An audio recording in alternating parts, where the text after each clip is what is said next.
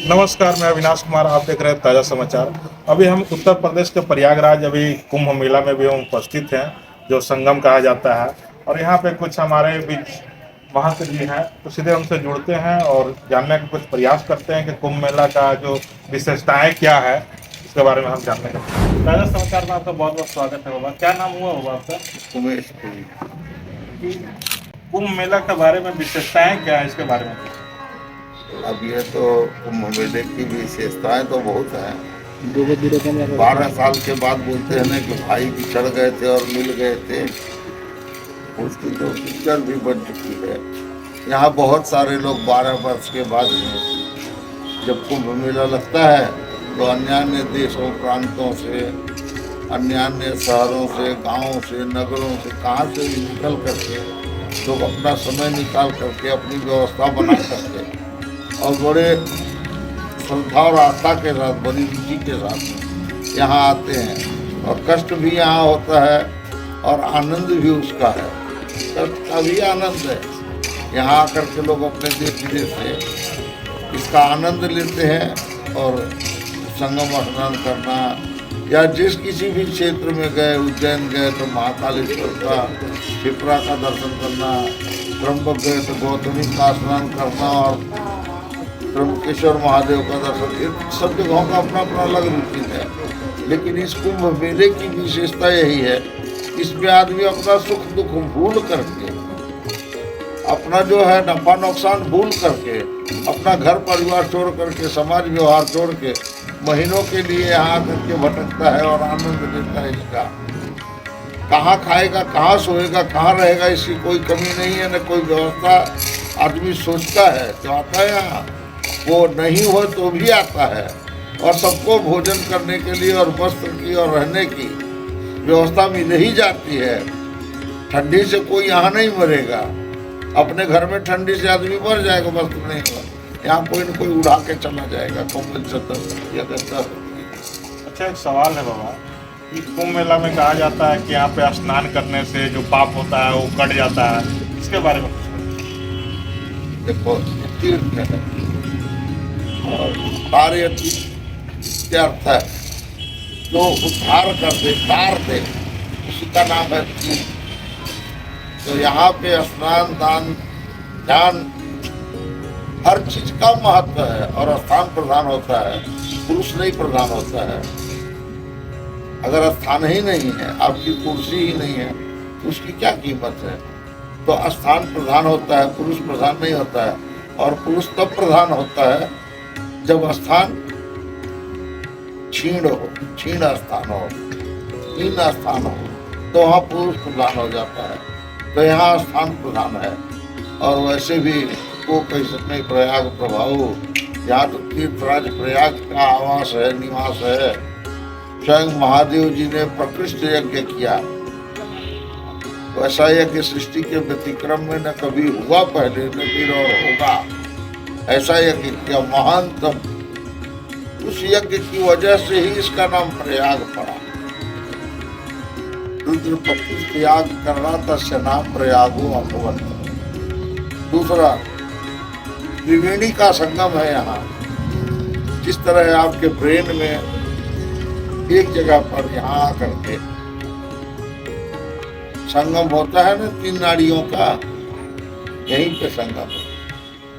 3 नाड़ियां यहीं पे मिलती है, बाकी 3 एक जगह कहीं नहीं मिलती। सब अलग अलग डिस्टर्ब है, डिस्प्यूट है। लेकिन यहाँ डिस्प्यूट नहीं है।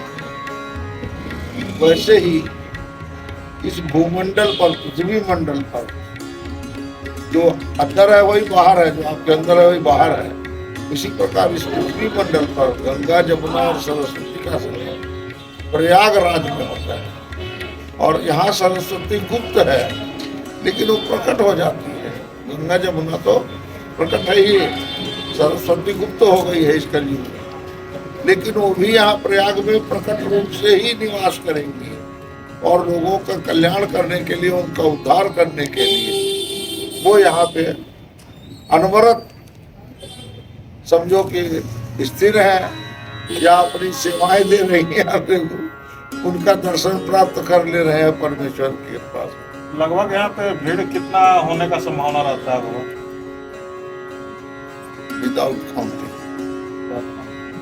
काउंटिंग कोई नहीं कर सकता, सरकार भी नहीं कर सकती है कि दृश्य अदृश्य, मूर्त और अमूर्त, इतने ऋषि मुनि महात्मा यहाँ स्वयं गंगा के किनारे और प्रयागराज में निवास करते हैं कि वो जा रहा है, आप पहचान नहीं सकते कि महात्मा है कि गृहस्थ है, साधु है कि चोर है।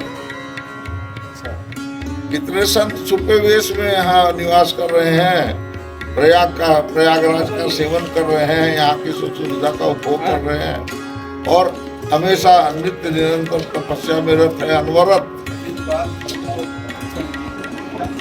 तो उसका कुछ वर्णन करना हमारे लिए तो मुश्किल काम है।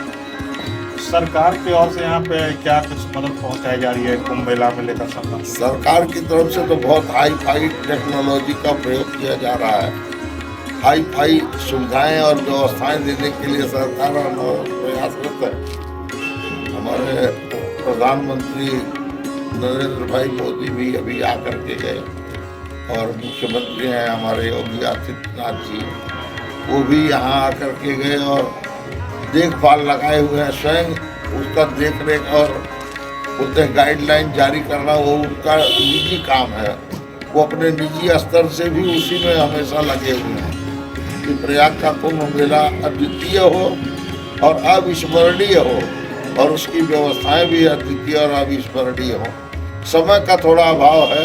अगर ये 2 बार मेला लगता है सर जी बाबा, ये 12 साल में और एक बार 6 साल अंतर क्या है वो इसके बारे?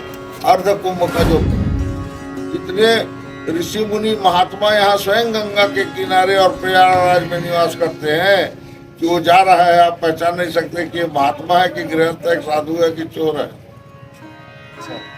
कितने संत छुपे वेश में यहाँ निवास कर रहे हैं, प्रयागराज का सेवन कर रहे हैं, यहाँ की सुख सुविधा का उपभोग कर रहे हैं और हमेशा नित्य निरंतर तपस्या में रहते हैं, अनवरत।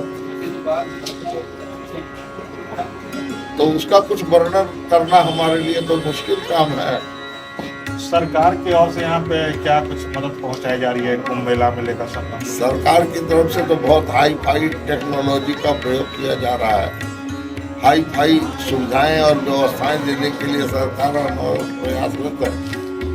हमारे नरेंद्र भाई मोदी भी अभी आकर के गए और मुख्यमंत्री हैं हमारे योगी आदित्यनाथ जी, वो भी यहाँ आकर के गए और देखभाल लगाए हुए हैं। स्वयं उसका देख रेख और बोलते हैं गाइडलाइन जारी करना वो उनका निजी काम है। वो अपने निजी स्तर से भी उसी में हमेशा लगे हुए हैं कि प्रयाग का कुंभ मेला अद्वितीय हो और अविस्मरणीय हो और उसकी व्यवस्थाएं भी अद्वितीय और अविस्मरणीय हो। समय का थोड़ा अभाव है। अगर ये 2 बार मेला लगता है सर जी बाबा, ये 12 साल में और एक बार 6 साल अंतर क्या है वो इसके बारे? अर्ध कुंभ का जो मेला लगता है उस मेले में बहुत कम लोग आ पाते हैं। फिर भी जो संत मंडली है वो बिखर जाती है, कभी कहीं किसी के काम होता है, कभी कहीं। लेकिन जो पूर्ण कुंभ होता है उसमें अक्षरशः एक एक व्यक्ति आने की कोशिश करते हैं। महात्मा गण भी सोचते हैं कि अर्ध कुंभ पर अगर नहीं पहुंच सके तो पूर्ण कुंभ पर पहुंच जाए। और कभी कभी ऐसा भी होता है कि अर्ध कुंभ यहाँ लगा तो पूर्ण कुंभ कहीं लगा है, पूर्ण कुंभ कहीं लगा तो अर्ध कुंभ कहीं लगा है, कुल मिला जुला करके। और यहाँ का क्या है, प्रयाग का जो मासिक बोलते हैं ना ये कल्पवास, मासिक कल्पवास, वो कल्पवास मतलब पूरे 1 महीने, पूरे माघ महीने में यहीं निवास करने का, गंगा के तट पर, यमुना के तट पर, सरस्वती के तट पर, तो यहाँ निवास करना प्रयाग क्षेत्र में। और संगम स्नान करना, गंगा स्नान करना, यमुना स्नान करना, सरस्वती का जो स्नान है वो मिला जुला करना। ये कब से मेला लगता है? ये मेला कब से लगता है? ये माघ मास में जिस दिन मकर राशि में सूर्य देव प्रवेश करते हैं उसी दिन से मेले का शुरुआत होता है। और जब बसंत पंचमी आता है तब तक ये मेला यहाँ चलता रहता है। हमारे चैनल में जुड़ने के लिए आपको बहुत बहुत धन्यवाद।